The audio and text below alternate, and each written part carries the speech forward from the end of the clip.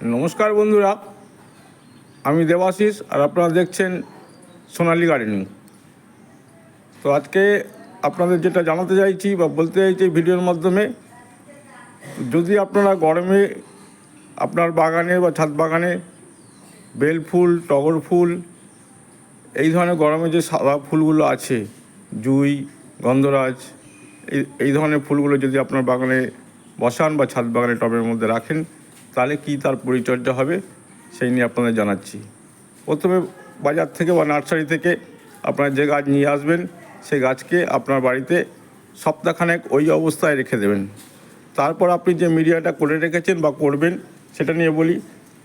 40% দেবেন garden soil, 40% দেবেন যে কোনো কম্পোস্ট সার।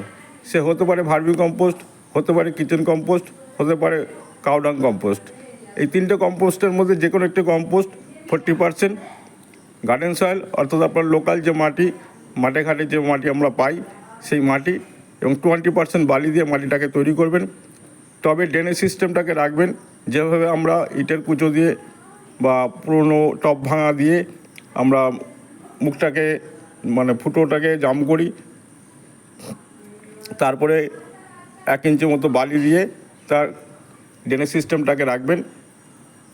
এরপরে আপনি 1 সপ্তাহ পরে গাছটাকে আপনার টবে নির্বাচন করে কত সাইজের নেবেন গাছ অনুযায়ী 6 ইঞ্চি থেকে শুরু করুন। 6 ইঞ্চি টবে বসান। যদি এই ধরনের ছোট গাছ হয় 6 ইঞ্চিতে ভালো ফুল হবে, 6 ইঞ্চিতে গ্রোথ নেবে। বসানোর পরে দিন 15 পরে গাছটি অবশ্যই আপনার মাটির সঙ্গে ধরে নেবে, গাছের নতুন নতুন হয়তো পাতা আসবে। এরপরে আপনি এই গাছে পরিচর্যা করতে, বেশি ফুল পেতে, গাছের গ্রোথ আনতে আপনি ব্যবহার করবেন মিক্স খাবার। যে মিক্স খাবারে থাকবে হাড় গুঁড়ো, শিংকুচো, নিম খোল, সর্ষে খোল, বাদাম খোল, এইগুলো সবই 1 চামচ করে রাখবেন। এবং সুপার ফসফেট এর সঙ্গে দেবেন, ডিএপি দেবেন 1/2 চামচ।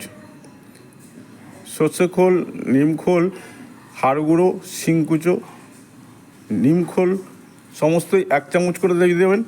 আর সুপার ফসফেট দেবেন 2 চামচ, সুপার ফসফেট দেবেন 2 চামচ, বাকিগুলো বললাম 1 চামচ। আর ডিএপি দেবেন 1/2 চামচ। এই অবস্থায় আপনি গাছটাকে আরও 1 মাস রাখবেন। ওই খাদ্য খাবারগুলোকে গাছটাকে খেতে দিতে হবে। 1 মাস পর থেকে আপনি লিকুইড ফার্টিলাইজার ব্যবহার করতে পারেন। লিকুইড ফার্টিলাইজার হিসাবে আপনি ব্যবহার করবেন শস্য খোল 3 দিন পচিয়ে, সেটা ব্যবহার করতে পারেন।